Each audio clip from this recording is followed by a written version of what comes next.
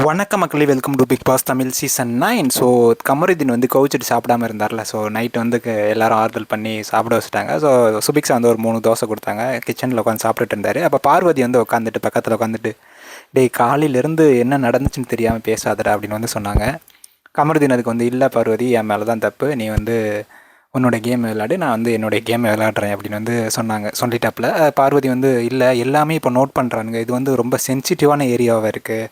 So நீ ஒன்று இப்போ நெய்யை எடுத்துகிட்டு நான் அவங்கள்ட்ட சொல்லாமல் இருந்தேன் அப்படின்னு பார்த்தீங்கன்னா, உன்னோட ஃப்ரெண்டு வந்து கமருதீன் எடுக்க வந்தான்னு நீ சொல்லாமல் இருந்த, அப்போ உனக்கு ஒரு நியாயம் எல்லாருக்கும் ஒரு நியாயமா அப்படின்னு சொல்லுவாங்க. அதனால தான் நான் சொல்லிட்டேன், மித்தபடி எதுவும் கிடையாது, நீ வந்து சீரியஸாக எடுத்துக்காத அப்படின்னு வந்து பார்வதி சொன்னாங்க.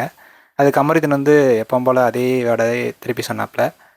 இல்லை பார்வதி, என் மேலே தான் தப்பு, நீ வந்து உன்னோட கேம் விளையாடு, நான் வந்து என்னோடய கேம் விளையாடுறேன், பார்த்துக்கலாம் அப்படின்னு வந்து சொல்லியிருக்காங்க.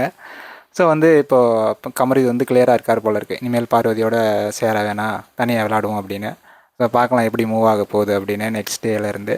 ஸோ எனிவே, அவங்கவுங்க கேமை வந்து நல்லா விளாண்டு கண்டென்ட் கொடுத்தா நல்லா தான் இருக்கும்.